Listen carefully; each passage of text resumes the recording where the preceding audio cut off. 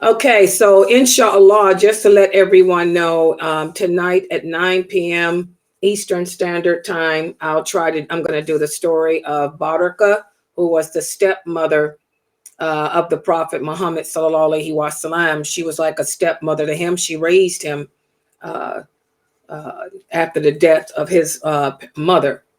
So that's going to be tonight at 9 p.m. Eastern Standard Time. And to answer, finally, you guys have a character that was black.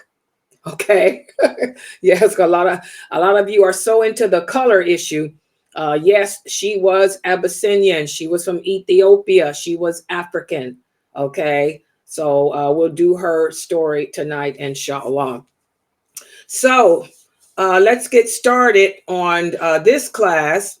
And this is our Aqidah class, and we're studying from the book Diluting Wala Wal Bara, which is a great trilogy uh, composed by Sheikh Karim Abu Zaid. In my opinion, is one of the best. This whole series, this trilogy, is one of the best broken down books of Aqidah in the English language. Okay. But with all three of these books, as you guys can see, because you all have them, one of the biggest problems that we have with Muslims today is the Muslims today, many of them think that they can teach themselves a religion, that you don't have to have a teacher, that you can just pick up a book and start reading. And now Islam makes sense to you. And you can just pick up the Quran, and now you know the history of Islam. You understand the lawful and the unlawful. You know how to pray and all of this, when this is not true. The only way that you're going to learn this religion, as the Prophet Muhammad sallallahu alaihi wasallam emphasized, the only way to learn this deen is by sitting in the company of the people of knowledge and learning directly from them. You have to learn from a person of knowledge. You know, every Muslim, I tell you all the time, should have a teacher. You know, I have one. Okay, everyone should have a teacher. And that teacher should be bona fide and qualified to teach Islam. That teacher should have, first of all, knowledge of the Arabic language. And I ain't talking about slang Arabic. There's a big difference. I'm not talking about Egyptian. That's slang. I ain't talking about Palestinian. That's slang. I ain't talking about Jordanian Arabic. That's slang. I ain't even talking about Khaliji. That's slang. I am talking about the Fusha, the language that the Quran, the classical Arabic. They have to have knowledge of the classical Arabic, because a lot of things are translated wrongly in the English language. English is not Arabic. They're total different languages. One Arabic word can mean 300 things. Did y'all know that? Okay, so the first of all, that teacher has to have a knowledge of the Fusha, which is the language of the Quran. And not only that, that person also has to have great knowledge and command of whatever language you speak. In this case, English. How can a person teach you the religion correctly if they don't understand how to communicate with you? So they should also have great command of the English language if you're English speaking, Spanish language if you're Spanish speaking, French language if you're French speaking, or whatever. Secondly, that teacher should also have learned the Quran and its meaning. The Quran and its meaning. In other words, your teacher had a teacher too, okay? He should know the Quran and its meaning. I ain't talking about being able to sing the Quran. Anybody can sing. Most of the women on my website are from the African lands. They memorize the Quran by heart, most of them. They can sit here and start from El-Fatiha and go all the way through the whole book without even looking at it. But ask them what they're saying. They don't know. Ask them what any of those verses mean. They don't know. So I'm not talking about sing the Quran. The person has to have a knowledge and understanding of what those verses mean. And the only way that person will understand the meaning of the Quran is not by reading a tafsir written by Ibn Kathir. No, that ain't going to get it. A lot of problems with Ibn Kathir's tafsir. Okay. The only way that person's going to understand the meaning of the Quran is to learn the hadiths. And this is where we lose it. Because very, very, very, very few people know the hadiths. As the Prophet Muhammad sallallahu alaihi wasallam said, the day will come when there will appear amongst you many people who'll be able to recite the Quran beautifully, but it'll never go past their throats, meaning they won't know what they're saying. And because of that, they will issue fatwa or Islamic verdicts that go against what Allah has said, that goes against what the Prophet has said. He said, do not be intimidated by these people. Do not be intimidated by them, because you will never understand the Quran until you learn my sunnah, until you learn those hadiths. And that's the problem we have today. These people don't study the hadiths. First of all, they're too old, if you ask me. Abu Huraira was not an old man trying to learn what the Prophet said and did. Neither was Aisha radiallahu anha. Neither was Zainab radiallahu anha. Neither was any of those young Anas or any of them. They were young boys, young girls. The brain absorbs when you're young. You got to start learning that stuff when you're a kid, when you're 6, 7, 8, 9, 10, because the older we get, the more we forget. Our memory leaves us. You can't think because, I'm at El Azhar University, so I'm 23 years old. I'm going to, that ain't getting it. Too old, too late. Okay. So this is where we lose it as Muslims. We don't know the Sunnah today. The Sunnah's become forgotten, abandoned, the hadiths. That's why you listen on YouTube to a lot of these famous speakers, brothers and women too. Everybody wants to be a star today. They all got a YouTube channel. They'll sit there and quote verses from the Quran and talk about Islam based on how they feel, their opinion. You don't hear these people quoting any hadiths. The brothers are quoting what some imam said. I get so sick of hearing that. Imam so-and-so, Sheikh so-and-so. I'm like, who cares? What did the Prophet say? Sallallahu alaihi wasallam. What did Ibn Abbas say? What did Aisha say? What did Abu Bakr say? What did Umar? I don't hear these brothers quoting no companions. If they quote the companions, it's from a fatwa that their sheikh mentioned. Well, the sheikh said that Ibn Abbas said that so-and-so said. The sheikh. And the women, they're just ridiculous. I can't listen to any of these females. I mean, I don't know what's their problem. It's just psychology, the human psychic, your mindset. What did Einstein say? The human psychic, the human emotions. Oh my God. Days of Ruwaybida. That's what we're living in. So it's important for us to learn the hadiths. The hadiths are the history of Islam. The hadiths are the explanation of the Quran. The hadiths give us the way how. Okay? And when you guys learn this religion, you have to learn from a person who knows that Arabic language, speaks that English well, and knows those hadiths. That's the thing. So that way, when they quote a verse of the Quran to you, it's not misconstrued. Okay? When they give an explanation of a hadith, it's not misinterpreted based on what the sheikh said. Okay? Big problem. Big problem today. Like I said yesterday in the lawful and the unlawful class, most Muslims don't know what's lawful. Most Muslims don't know what's unlawful. And this is what we should know. Most Muslims don't know how to pray correctly. You should know that. Most Muslim women don't know how to dress, what they can and can't wear. And you should know that.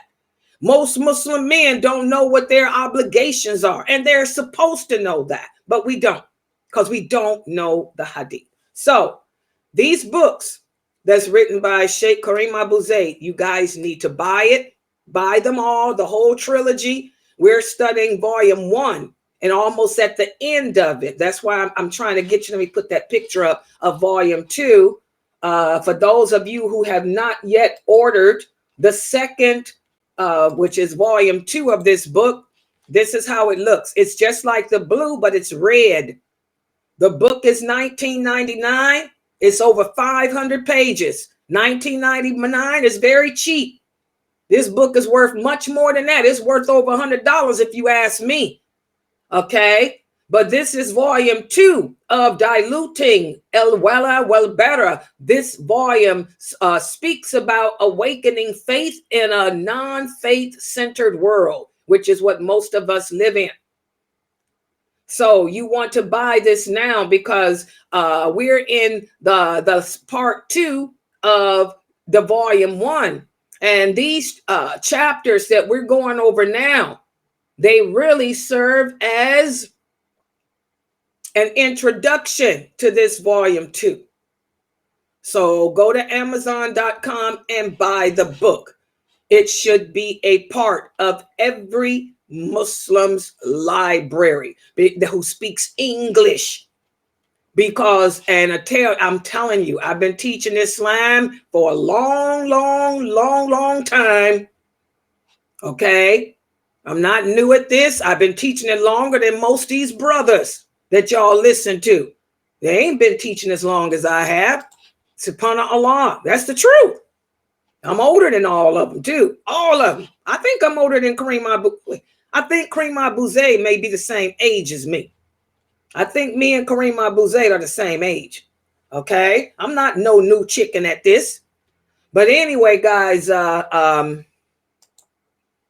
pick up that book. Seriously. Because we're on chapter, what is this, 5 now? There's only the introduction. Is only 8 chapters. So we'll be done with it soon. And you got enough time to get your monies together to order it for those of you sisters who get a check every month. You know what I'm talking about. Hello, I get a check every month too. I joined the welfare club. Fresno. I retired. So that means I joined the welfare club too, because I only get 1 check for the whole month when I used to get paid every 2 weeks. That's a big problem. I've been retired 2 years and cannot adjust. I don't know how y'all do it, paying all bills at one time. I'm used to always having money. Subhanallah, it's just big adjustment. So you got enough time to get that book, sisters. All right, so, and I'm going to put it right. Oh, yes, and remind me. In fact, let me take this down. Before, I'm going to take this scan code down, because to show the PowerPoint with this new program that I'm streaming from, I can't put that up. But please support us, guys. This is the 25th of the month. Our streaming program comes out on the 1st. That's 300. And we still have, guess what just came out yesterday, guys? That dial pad. Now, I don't know why they waited so long. We're back down to $20 in our account because dial pad came out yesterday, and that's $160 something. So please, guys, support us. You know, I'm going to take this thing down so you guys will be able to see the PowerPoint. Yeah. I don't want to go up like that, though. That's why I have it up. Remind me to take it down, guys, because I don't want to be full screen before I share my PowerPoint. Okay, let's see. Brother HK is here. What is this? The wife of Pharaoh was so righteous That is why she will be one of the 4 queens in paradise. Oh, okay. And peace and blessings be upon Prophet Moses, alayhi salam. Okay. All right. So, for this class, we've been speaking in detail about how to show allegiance to one another, living in a non-Islamic environment, a non-Islamic society. We spoke about how, as Muslims, we get along with the 9 Muslims. I mean, 9 Muslims. We get along with the non-Muslims, but we have to also know how to disassociate ourselves from that which they do that contradicts our way of life. And many of you are experiencing that right now, because this is supposed to be, what is this? 'Tis the season crap. Y'all saw my poem I put out yesterday. The 'tis the season. These non-Muslims, this is their biggest holiday of the year. They always party. You know, the non-Muslims got holidays every day, but this is their biggest one. So, you know, as a Muslim, you have to disassociate yourself from this.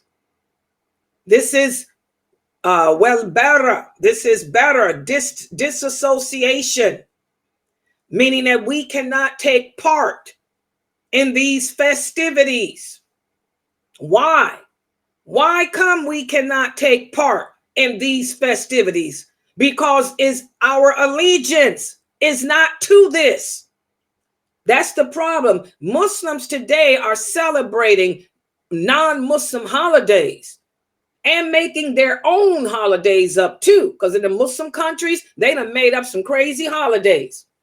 Okay? The reason they're doing this is because they don't understand the principle of wala wal better, of allegiance. As Muslims, we testify in that shahada that our allegiance is to Allah, to the Prophet Muhammad sallallahu alaihi wasallam, to the religion of Islam, and to the Muslims. It's not part of our culture. That's the thing. Islam is not just a religion, it's a culture, it's a way of life. What is a culture? A culture is a way of life. So this is our way of life. In our way of life, we do not celebrate Christmas because it contradicts la ilaha illallah. We don't believe in that nonsense. We don't believe in lies and deception. There's no man flying over you with no reindeer from no North Pole. Who woke up today and found gifts under a tree that just appeared out of the sky? We don't believe in that crap. So we disassociate from it. We don't have lights on our houses. We don't decorate our mosques, but we're not supposed to. But guess what? If you drive around your city, I bet you will find one mosque that got Christmas lights up. And you ask them why they doing, they'll say, oh, we're just trying to it's interfaith. We're trying to let the Christians know that we're kind, we're peaceful people, and we respect. No, respect is not the same as worship. And that's what we're going to talk about today. Celebrating is an action of worship. Did you guys know that? See, we're not educated. It ain't got nothing to do with Jesus. It ain't got nothing to do with the Prophet Muhammad sallallahu alaihi wasallam. It ain't got nothing to do with any of that. It has to do with Allah. Whenever we celebrate something, celebrate, that's an action of worship. And we Muslims are too stupid to know that. Okay? Only Allah is worthy of worship. That's the shahada. La ilaha illallah. You're testifying that he's the only one worthy of worship. He's the only one worthy of being celebrated. We don't celebrate anything but Allah. We don't even celebrate the Prophet Muhammad sallallahu alaihi wasallam. That's why we don't do birthdays. That's also why birthdays are haram. This is celebrating something other than Allah. This is giving homage to and eulogizing something other than Allah. We don't even eulogize the Prophet sallallahu alaihi wasallam. So where do you Muslims get off eulogizing yourselves, your children? And now some of you have gone so far as to eulogize Christmas Eve. Oh my God. Wala wal bara. Wala wal bara. So it has nothing to do with Jesus or when Jesus was born. It ain't got nothing to do with any of that. It has to do with Allah. Our allegiance is to Allah, to the Prophet Muhammad sallallahu alaihi wasallam, and to each other and this deen. Does everybody understand that? And the same with prophets. We don't celebrate no prophets' birthdays. What are you doing? We don't worship the Prophet Muhammad. The Prophet Muhammad sallallahu alaihi wasallam, before he died, as he lay on his deathbed, he said, "Woe unto the Christians and Jews, may Allah curse them." He said, "Do not do to me what they did to my brother Jesus. Don't worship me. Don't eulogize me." And you Muslims are doing the same thing. But this is what, the Prophet said we would do. We would imitate the non-believers in everything they do. So that's why you got jingle bell Muslims. You got birthday celebrating Muslims. You got partying Muslims. You got weed smoking Muslims, fornicating Muslims, adulterating Muslims, lying Muslims, cheating Muslims, breaking promises Muslims. We're just like them. Association brings about assimilation. We're living in this non-Muslim land, and we've taken on or assimilated the ways, the actions, the ideology of the Kafirs. Sad. So today's topic I put on Facebook and YouTube. You guys should have read pages 307 to 309, because now we're going to speak about how to disassociate.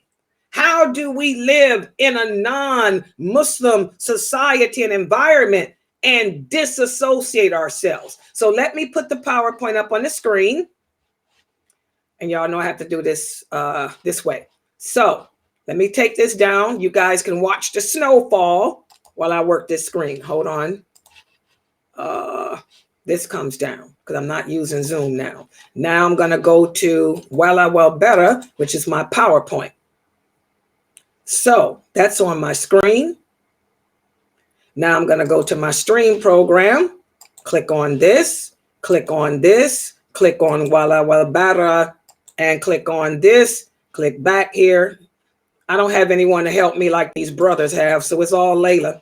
This is all Layla. There you go. I got it on here. Hold on.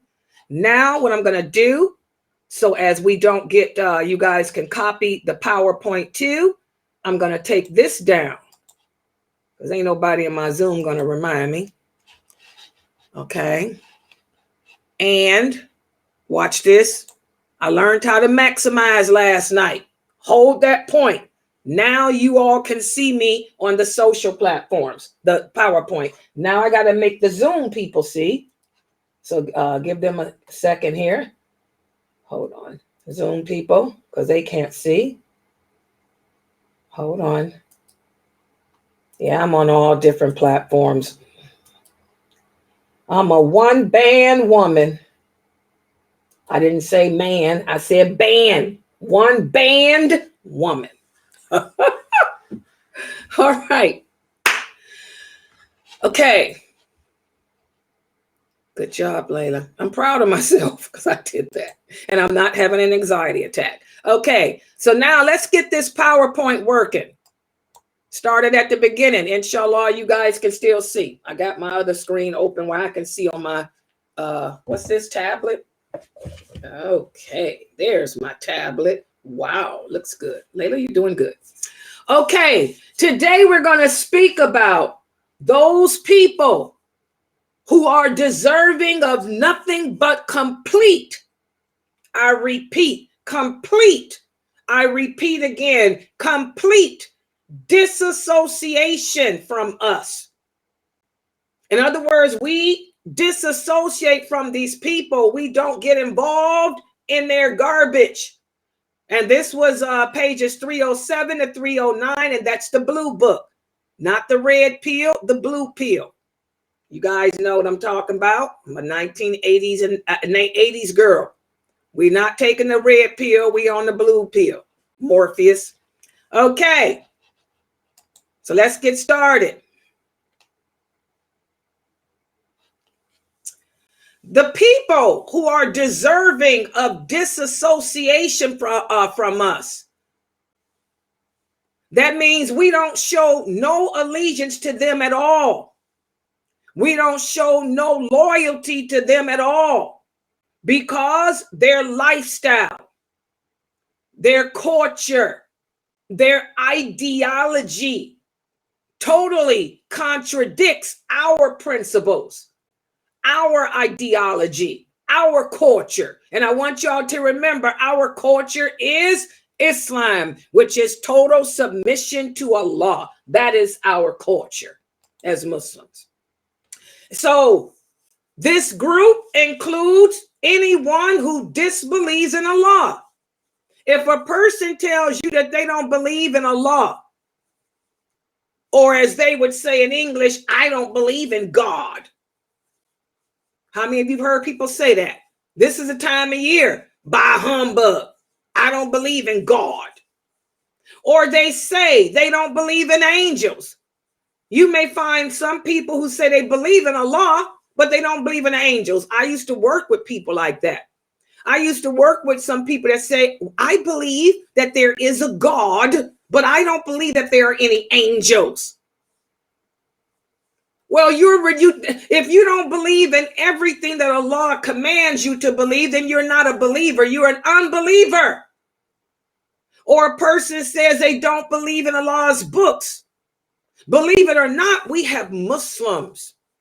There are Muslims today who claim to believe La ilaha illallah, Muhammadur Rasulullah, sallallahu alaihi wasallam. But they'll say that they don't believe in the book. They don't believe in the Quran. They don't believe that the Quran is a book written by a book dictated to us by Allah. They believe that it's something that the Arabs came up with. Oh yeah, right here in the state of Ohio, where I live, there's a Columbus, Ohio State University, so-called Islamic scholar. She is a female, and she happens to be Arabic. She calls herself an Islamic scholar. She teaches Islam at Ohio State. And she travels all over giving lectures about how the Quran is not a book from Allah. And she goes and tells that the Quran doesn't mention anything about a woman having to cover her body, that women don't have to cover their head. We can wear dresses. And she looks just like a non-Muslim. She doesn't wear a jilbab. She doesn't cover her hair. She wears little tight-fitting clothes. Yeah. But she claims to be a Muslim. She's pretty famous. Travels all over giving lectures about feminism. She's a feminist. A lot of the Arabic women today have turned into feminists, and I don't know why. Signs of the last hour. But if a person claims that they don't believe in Allah's books, or his angels, or his prophets, or anything that he told us to believe in, this person is not deserving of our allegiance. This is someone that we totally disassociate from. If the person also denies the day of judgment, and by the way, this so-called Islamic scholar, that teaches Islam, she also says that there ain't no Sirat bridge. Oh yeah, her lectures are horrific. She's all over YouTube. She's pretty famous. She's got millions of followers. They had her on CNN News. She was on CNN News trying to break down Islam a few times. Oh, she's pretty famous. She says ain't no Sirat bridge. She said, how do we even know that there's a heaven at all? How do we even know that once you die, that your soul is still living on? Oh, she got a lot of views. Anyone who denies the resurrection, anyone who denies a day of judgment, anyone who denies anything that Allah says about that, these people are not deserving of our loyalty or allegiance. We totally disassociate. Not just that, but anyone who denies the 5 pillars. Now let's talk about this for a minute. You hear a lot of people say, oh, Sister Layla, Sheikh so-and-so gave a lecture and he said that anybody that doesn't pray is a kafir. Really? Is that what Allah said? Is that what the Prophet sallallahu alaihi wasallam said? Or did Allah say to deny that prayer is an obligation? Did the Prophet Muhammad sallallahu alaihi wasallam say to deny that it's an obligation? To deliberately, intentionally, knowingly deny? We have to be careful. If a person denies any of those pillars, that's when the person's a kafir. That's when a person's an unbeliever. And kafir, for the new Muslims, what does the word kafir mean? You get blacklisted if you say it nowadays, some places. Kafir is just an Arabic word that means unbeliever, a person that does not believe in Allah. It's not a bad word. You ain't cursing somebody out. Okay, Allah uses that word over and over again. Okay, so I don't want to get no emails from you Mutazila telling me that I shouldn't use the word kafir in my lectures. My name is lailanasheeba. I walk to the drum beat of Allah and the Prophet, not to no man, no woman, no animal, no child. You got that?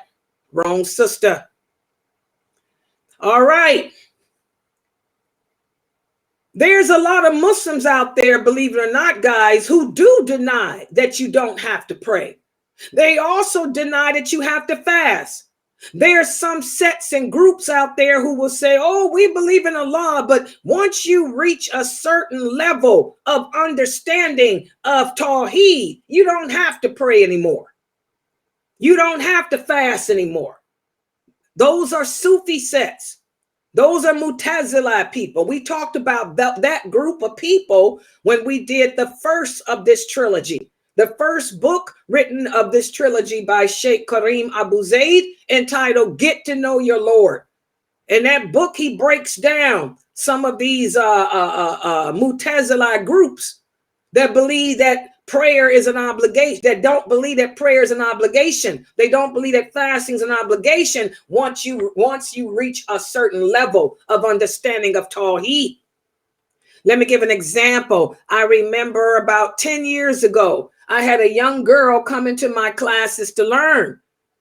And then one day she happened to say that she doesn't pray. And so we asked her, what do you mean you don't pray?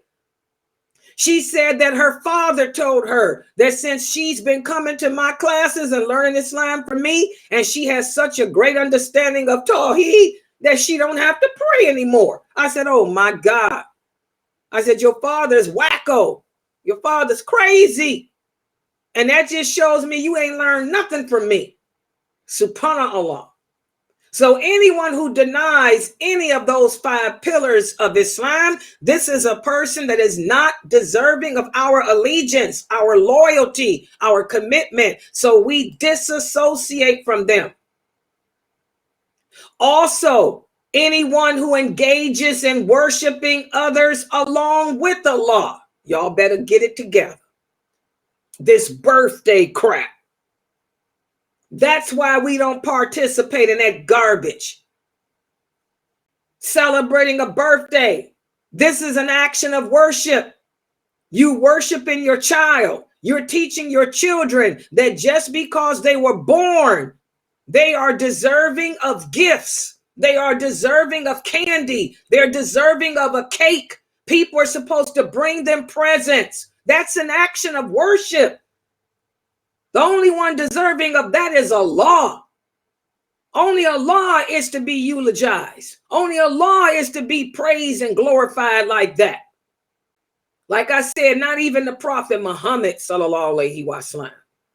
So people who engage in worshiping others alongside with Allah, y'all better be careful. A lot of people celebrate birthdays out of ignorance. So you have to educate them. Let them know it's haram. It's haram. Not because of no history. It's because it's an act of worship. And Allah says all actions of worship are haram unless He said so. It's the opposite of the everyday life. In our everyday lives, everything is lawful unless Allah says otherwise. But when it comes to worship, everything is haram. So what does that mean? If it's lawful to celebrate a birthday, then you have to bring the evidence, the clear evidence where Allah says you can celebrate birthdays. Or the Prophet said we can celebrate birthdays. You're not going to find no such garbage. Okay? But people who do this out of ignorance, we don't participate in it. You let them know, I'm not giving you a birthday present and I'm not coming over to your house. I'm disassociating from that. And then you educate them as to why, and maybe they'll stop. A lot of my students still celebrate birthdays. They think I don't know. But most of my students stop doing it because they understand that it's haram now. Okay? We also disassociate ourselves from anyone who reserves any kind of devotion that is due to Allah and His Prophet and the righteous people who reserve any of that to something other than who's deserving of it. It's the same thing as celebrating birthdays and stuff, eulogizing. And also loving. Remember, as Muslims, we're supposed to love what Allah loves, hate what Allah hates. How many of you have heard Muslims say, oh, she's my best friend. I grew up with her. I love her. And here her best friend is a non-Muslim. This woman drinks. This woman fornicates. This woman smokes marijuana. This woman drops it like it's hot, even though it's not. But you have devotion towards her instead of devotion over the women in your community. That devotion is not due to her. It's due to the Muslims first. You rather help. How many of you know Muslims that rather give their charity to the kafir than give it to the mosque? Oh, I know a lot of Muslims like that. It's the time of year. It's income tax season. Look how many Muslims will take half of their income tax and give it to the United Way or give it to St. Jude's Hospital for cancer. First of all, St. Jude, the Kafirs, they don't need our help. Like the Prophet said, the Christians will always be over us. Why? Because they take care of their people. They don't need your charity. Our charity is for us. The Prophet said the people most deserving of your charity are the Muslims first. And what's left over, you can give to them. But rather than give to the mosque to help pay the masjid expenses, rather than give to this website to help pay the website expenses, we got people who are going to take $2,000-$3,000 and give it to St. Jude's Hospital, like they need your money. When this website, $2,000, that's how much it costs to pay a month's expenses. That would take care of the whole month's expenses. $2,000 could pay a lot of bills at the mosque, the light bill, the gas bill, and help pay for the Eid. SubhanAllah. So whenever we reserve devotion that's due to Allah, to the prophet or the believers, instead of us showing it to them, we show it to the kafir. This is someone that we disassociate with. And I'm telling you people now, those of you giving your income tax to St. Jude, don't let me find out. And you a regular student here at my website, and we need donations to pay for this website. We sitting here with $20 in our account. And y'all know how much it costs to stream. Y'all know how much I pay for these videos and all this stuff I'm doing.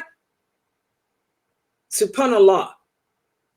Also, we disassociate from those who seek help or forgiveness from entities other than Allah. How many of you call upon your grandmother? Yeah. You say you a Muslim. You say you believe La ilaha illallah, Muhammadur Rasulullah. But every time something bad happens, you go and talk to your grandmother. Your grandmother can't hear you. She's dead. Allah says in the Quran, the dead cannot see you. The dead cannot hear you. How many people go to the grave and sit at the grave and cry and talk to their dead relatives about their problems? They can't hear you. They can't see you. They can't help you. They can't even help themselves. When we need help, when we need forgiveness, we call upon Allah alone. We don't even call upon the Prophet Muhammad for help. Sallallahu alaihi wasallam. And also, we disassociate from anyone who rejects any of the names of Allah. Again, this woman who calls herself an Islamic scholar here, teaches at the university, on CNN, talking about Islam all the time with no hijab on or nothing. Okay? She doesn't believe in all of Allah's names and attributes too. She makes fun and ridicules how people say Allah has hands. She said, if they're, how can we actually say that God has hands if God is the one that says be? She shows contradiction. Remember, she doesn't believe that the Quran came from Allah. She believes the Arabs wrote it. She said, and that's one of the things you can use to refute and prove that it's not the book of Allah. She said, because how can you say in one verse of the Quran that God said be, and then in another verse, you say he shaped you with his own hand? Oh, yeah, this woman is sick. I can't stand her. And she's always on TV. Okay? People who reject any of Allah's names or attributes, we disassociate with them completely. That woman is not deserving of my allegiance, my help, my love, my support, or anything else. If I saw her on the street, you know what I would do? I'd spit and keep it moving. I'd spit on the ground and keep it moving. If I saw her about to get hit by a car, I'm sorry. I just have to, blow my nose and keep it moving. How dare you say it about Allah? So these people are not deserving of anything from us except disassociation. And it's not personal. Remember, it's all for the sake of Allah. Because you said bad things about Allah, because you question him, his names, his authority, you question his book, his obligations. We dislike you for the sake of Allah. It's not personal. It's business, not personal.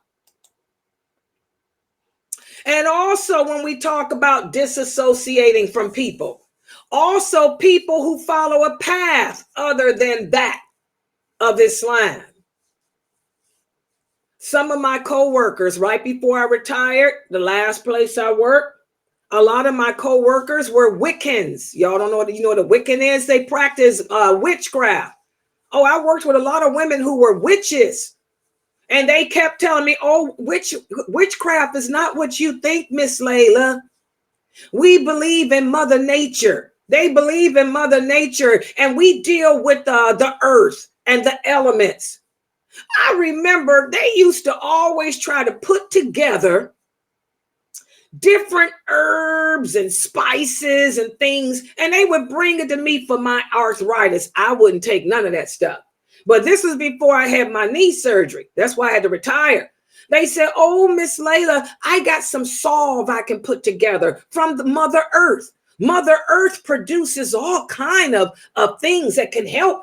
And them poor little young girls, they were young girls in their 20s and 30s. And they were really trying to help me. They would come to work with this homemade stuff that they'd made from Mother Earth. And I wouldn't take it. I tell them, I can't have nothing to do with this. I'm not eating your food either. I wouldn't eat their food. They would have these bring-ins we worked third shift. They'd have bring-ins and they'd make cookies and cakes. Oh, I'm not eating none of that stuff. I'm disassociating. I ain't got nothing to do with you. We come to work. You my co-worker for today. If these clients get up and they start acting crazy, we gonna take them down. Because I had to take them down. I worked with a bunch of jinns. Seriously, my clients were possessed. I say, we come in to work tonight. When they jinn wakes up and they come flying out them brooms, we gonna take them down together. But I don't want your food. I don't want your coffee. They would try to bring me coffee, Starbucks. Nope, no, thank you. Individuals who follow a path other than that of the believers, we have nothing to do with them. Wiccans, I'm telling you, those some serious people. I don't eat their food or nothing because you don't know what kind of spell they think they doing to you. Also, this includes people who advance the claims of those who oppose Islam or those who exhibit, things that contradict it. For example, you got groups here in America, especially where I used to live in the foothills of Kentucky, the Ku Klux Klan. They're everywhere, really. But that was really one of their big headquarters. They used to come to my job and post because they knew when they heard that a Muslim, when they heard that Arab Muslim was in the city, had moved in town, because I had to move there because my job had transferred me. They was coming every month, posting up flyers against Islam and Muslims and terrorists and all this crap. And I knew who the people were. I knew that some of them were my co-workers. So you know what? I refused to work with them.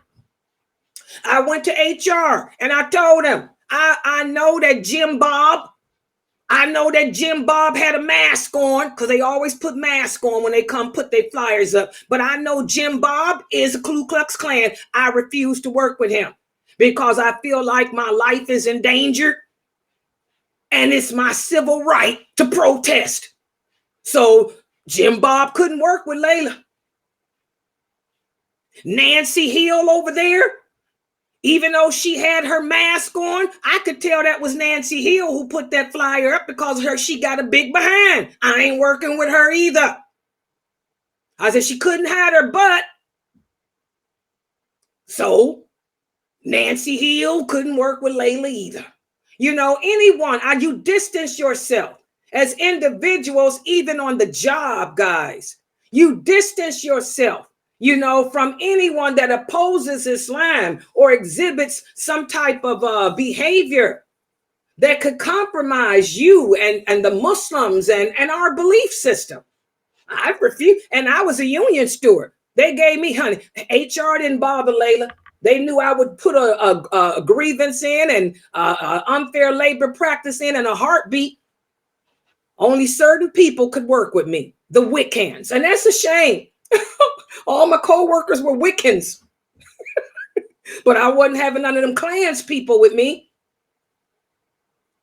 So this is why the companions we talked about before, they classify people into categories based on their worthiness of association and disassociation. And as Muslims, we have to do that too.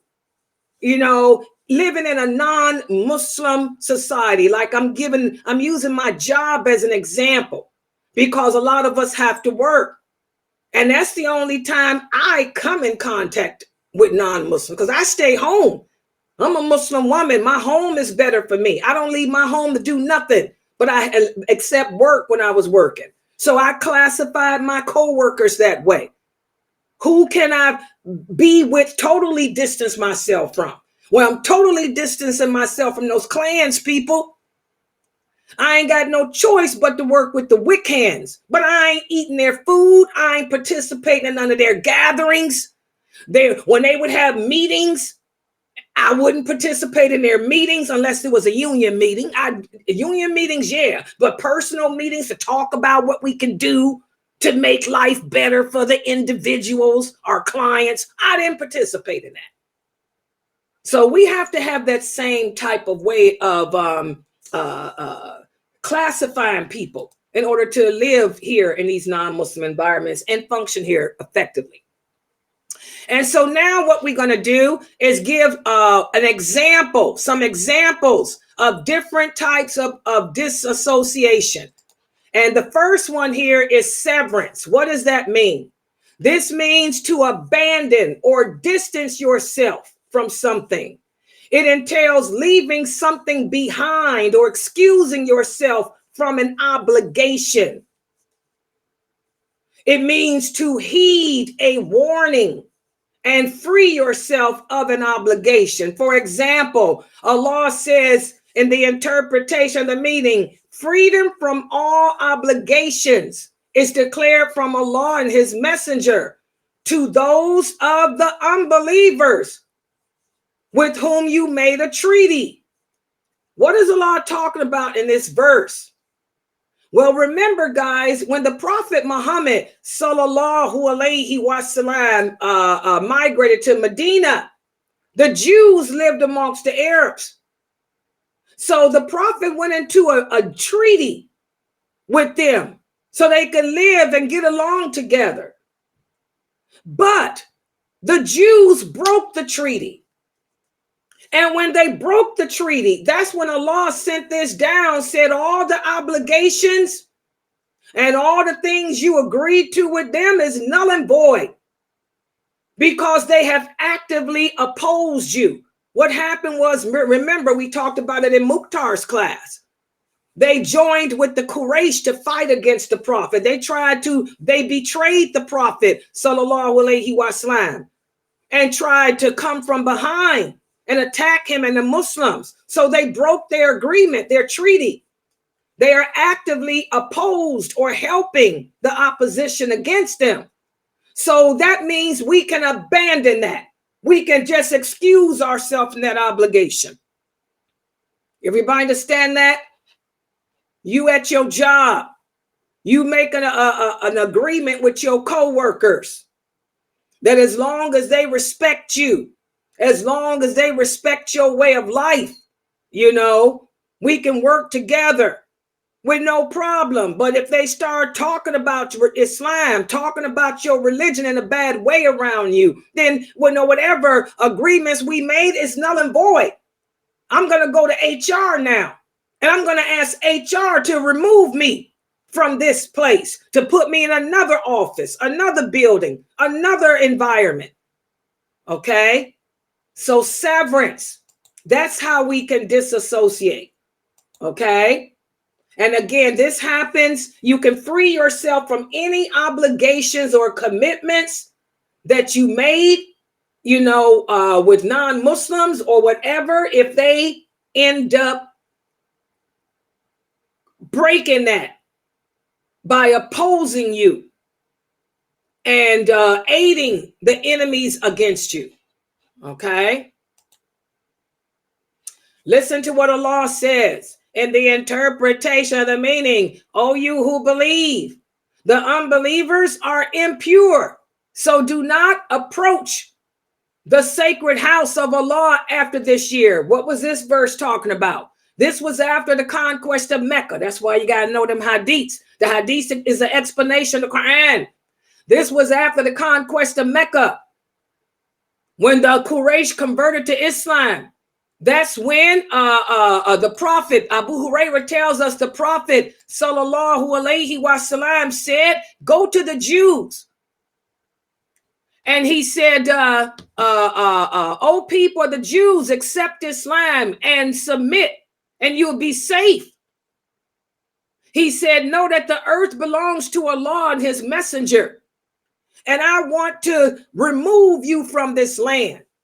He said, "Expel the unbelievers from the Arabian Peninsula, and I will expel the Jews and Christians from the Arabian Peninsula, so that it would be nothing but Muslims." So that's how Saudi Arabia became the Islamic state that it is. Okay? There's no other religion. All other religions was removed except Islam. So here you can see, this is one of the principles of allegiance, and disassociation. You can see it in practice here with our Prophet sallallahu alaihi wasallam after the conquest of Mecca. So you see here that to this day, the unbelievers cannot enter some Islamic countries. And this is one of the requirements of having allegiance and disassociation. Okay? Finally, here's the big one. Participating in non-Muslim celebrations. As Muslims, we must refrain from participating in the festivals of non-Muslims, because participating in them is showing allegiance to them. Now, I'm not talking about just Christmas. A lot of you ask about the 4th of July. The 4th of July has nothing to do with worship. It's America's Independence Day. This is the day in which America became the Zionist country that it is. To be honest, America freed itself from England because England wanted to establish religious laws and religious rules here in America. The early settlers didn't want that. Paul Revere and all of them did not want to be governed by a monarchy. They did not want to be governed by a religion. They wanted a democracy, and where they make their own laws and their own rules, and they occupy the entire land. That was the beginning of Zionism in America. America is a Zionist country. That's what Judeo-Christian means. We don't operate by no religion. There's a separation in America. Even in the Constitution, it says there's a separation between religion and the state. It's all about occupation. It's all about occupying the whole land. The whole country is ours. We're free, independent of religious rule, independent of a monarchy, independent of a regime like Hitler. Okay? That's Zionism. So, a lot of Muslims say, Sister Layla, is it okay if I participate in the 4th of July? I'm going to take my kids downtown to let them watch the firecrackers, and they got some rides for the kids, and Muslims got booths there where they selling falafels and some shawarmas and whatever, lamb, rice. No, because that's showing allegiance to them. We don't believe in no 4th of July. Our allegiance ain't to no colonists. Our allegiance ain't to Zionism. Our allegiance is to La ilaha illallah Muhammadur Rasulullah. So I'm not going to take my children downtown. My kids can look at the daggone fireworks on the daggone patio. That's what I do. Sit on my patio and write in my book or teach my classes and look at the rockets go up and down. But no, I ain't going down there to show no allegiance to them, no solidarity to these people. This is not my lifestyle. The Prophet Muhammad sallallahu alaihi wasallam told us that every nation has its holidays. But we Muslims, our holidays is the Eid al-Fitr and the Eid al-Adha. That's it. That's it. We only celebrate Eid al-Adha and Eid al-Fitr. We don't do New Year's. We don't do Halloween, Christmas, Independence. We don't do El Aqsa either. Muslim countries, some of them got El Aqsa Day. Did the Prophet celebrate El Aqsa Day? No. We don't have El Kaaba Day either. We don't have none of that. Just two. Listen to what Allah says in the interpretation, the meaning. Those who do not bear false witness. By participating in these non-Muslim holidays and celebrations, you're giving false witness. You're bearing false witness to something that totally contradicts our belief system. We don't support no Zionism. We don't even believe in a democracy. How many of you knew that? Islam is not no democracy either. We believe in a caliphate. Are you people crazy? So now let's see how well you guys understood today's class. Get ready. People in my Zoom room, get to the microphone. Put your cooking down, your cheering down, and your husbands down, and your wives up, down, whatever. And let's see how well y'all can answer these questions today. Here we go. Abdul wants to marry a Christian, Brother HK. Brother HK, this is your question that you've asked twice now. And I want you to answer this question based on what I just taught you today, Brother HK on YouTube. If you stay long enough to learn, you should be able to answer these questions. I hope you still here. I hope you paid attention. Here it is. Abdul wants to marry a Christian woman. She does not believe that there is anyone other than Jesus who is God. And she rejects the Prophet Muhammad, sallallahu alaihi wasallam.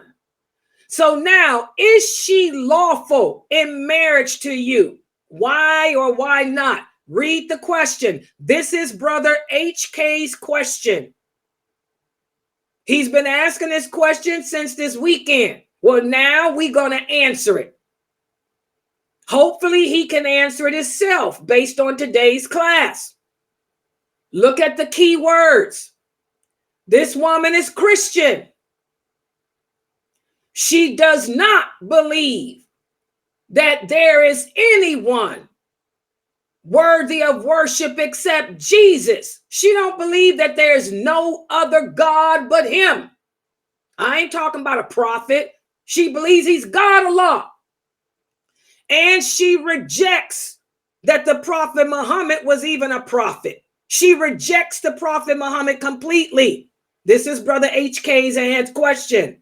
So now, based on the facts we have here, Brother HK, is she lawful for you to marry or not?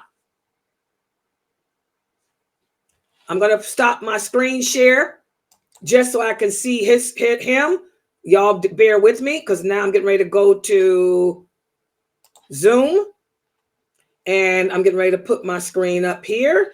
I got to talk myself through it. Talk yourself through it. And you're going to go to Zoom meeting. And am I live on there? No. Oh, yes, I am. Oh. Hold on. I got to take this down. Zoom people, I'm sorry. In order for me to show myself, I have to take that down. But y'all should be able to answer just based on me reading the question. Okay. Brother HK, you in here? Brother HK, where's your answer? Brother Ibrahim, perhaps you can answer the question. Abdul wants to marry a Christian woman. She believes that Jesus is Allah himself.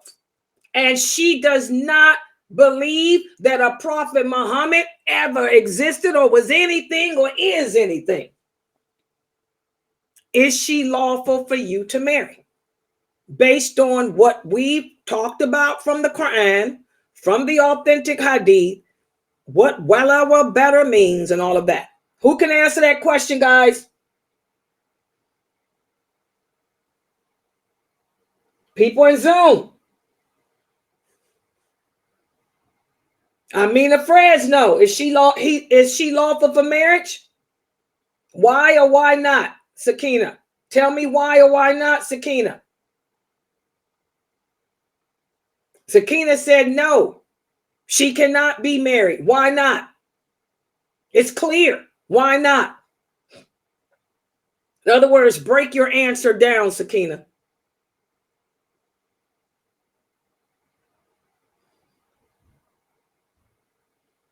She's a Christian. She says she's a Christian. She may be a Christian, but she's not trying to lean or have any inclination towards Islam. So, I mean, that just takes her out the ballpark. And then, you know. But what's the main thing? What else? She believes that Jesus is God. Like, he's the only one that should be worshipped. And that's forget that too. Even if we tried to play on the fact that all Christians believe that. What else? She's a disbeliever. She doesn't deserve our allegiance. Yeah, but why not? You know, a lot of people, like Mukhtar was saying, will tell y'all what the Christians today ain't no different than they were then. Christians always believe that Jesus is God. But what else? Did y'all hear the question? What else that can't nobody refute? She also doesn't believe that the Prophet Muhammad sallallahu is a prophet. Exactly. She rejects and denies Muhammad Rasulullah. That's it. This is an unbeliever. Period. Dot. She's done. She's done. She's done. Exactly. She's a done deal. This is a kafir. And remember, we talked about conditions too. There has to be conditions. And when Umar was the caliph, he talked about that. There's conditions for marrying Christian women. Number one, they got to be chaste. And number two, their hearts must be inclined towards Islam. They have to be wanting to convert to Islam. And they can't sit around saying that they don't believe in the Prophet Muhammad, that he's somebody that we made up, that he's like John Smith. Come on, people. This woman is crazy. She ain't lawful for you to marry. She opposes. She opposes la ilaha illallah wala wal barra. You have to be in acceptance of our beliefs.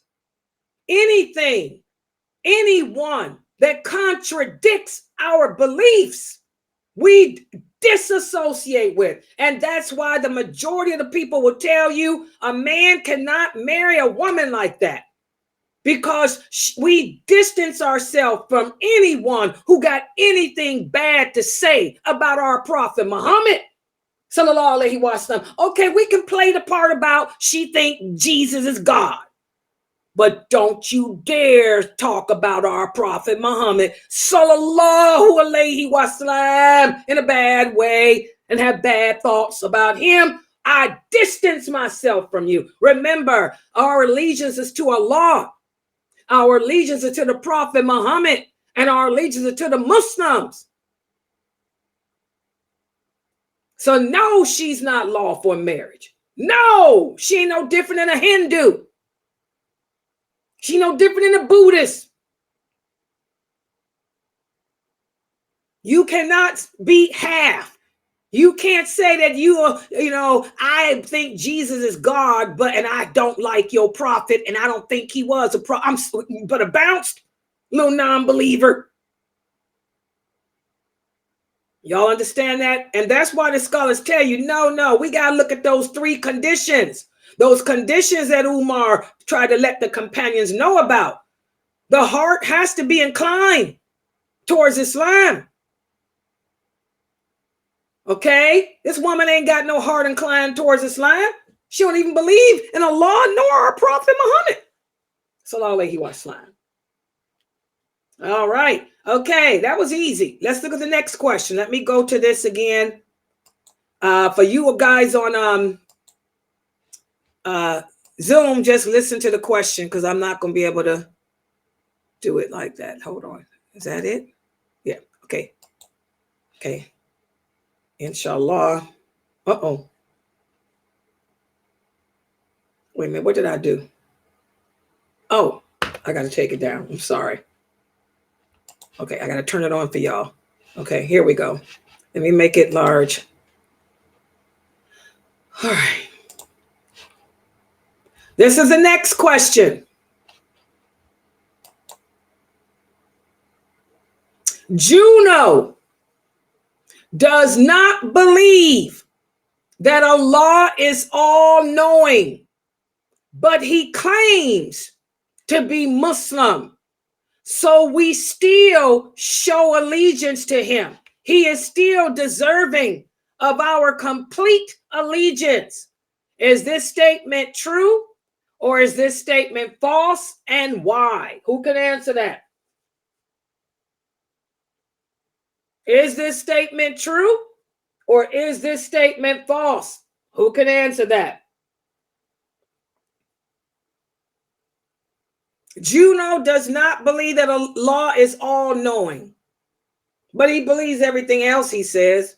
He just don't think that Allah knows everything. He thinks that there are some things Allah does not know. Is he deserving of our complete allegiance or not? In other words, do we disassociate from him or not? Come on, people. I would disassociate from him because that's one of the attributes and names of Allah. And yeah, I would disassociate. Okay, do you guys agree with that answer? The people on YouTube? I'm getting ready to look at you guys here. I'm coming. Just give me, I agree. give me a You minute. deny one of the names of Allah. Okay, hold on.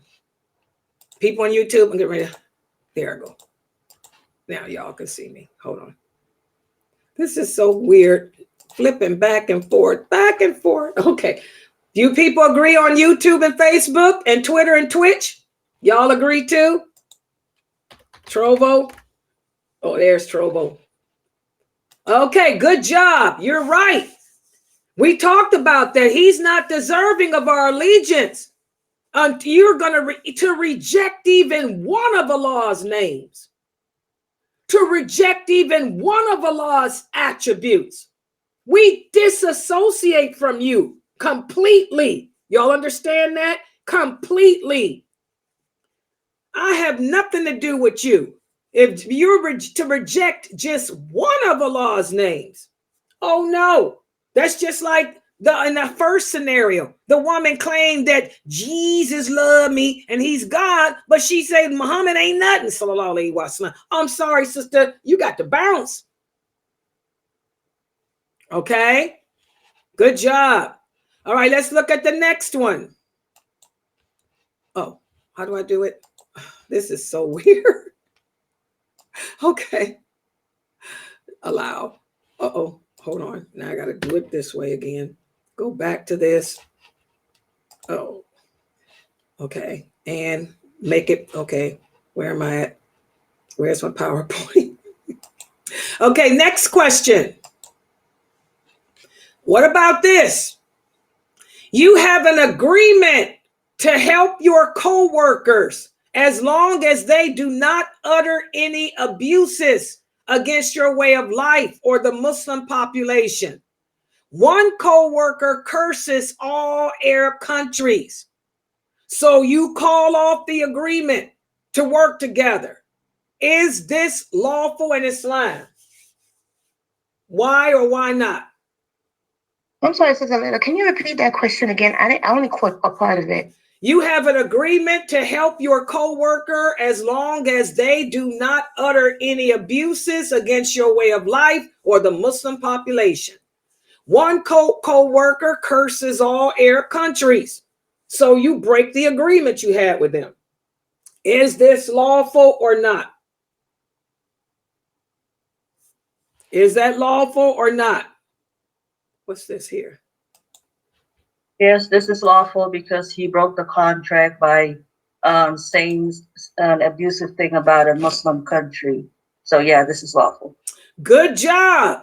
Good job. Yes, yes, good job. You break the agreement. Because again, our allegiance is to each other and Allah and the Prophet and the Deen. You know, somebody is opposing our way of life, opposing our people, opposing our ideology, our beliefs. We distance ourselves from these people. They ain't deserving of nothing from me. Like I gave the example, I wasn't working with no clans people. Go to HR, but move me somewhere else or move him. I got the seniority. They moved them because I had the seniority. I got the seniority, so get them out of here. I pick who I want to work with. And I did. I picked who I wanted to work with. Okay, last question. What about this? Now, this is a good one. Is it lawful to celebrate New Year's Day? Why or why not? That is the question. Is it lawful to celebrate? Because it's 'tis the season. 'Tis the season getting ready to happen again, guys. We get this question all the time. Let's see if y'all can answer the question yourself. Can we celebrate New Year's Day? No, we cannot. Why or why not? Because that's celebrating something outside the scope of worshiping Allah. It's showing allegiance to the land. It's the holiday of the land. It doesn't have anything to do with Islam. So exactly. Yes, yes. It's not lawful, guys. We don't have no allegiance to no New Year's Day. What about this? What about celebrating the Islamic, so-called Islamic New Year's Day? Can we celebrate an Islamic New Year's Day? Can we make up an Islamic New Year's Day? Go ahead. I would say no also to that. To can you do it? Going ahead and celebrating the Islamic New Year's Day. I mean, we have our holidays that we were told to go ahead, and that's the Eids. Okay, so for those Muslims who introduce so-called Islamic New Year's, is this an innovation? Yes, that's innovation. Yeah.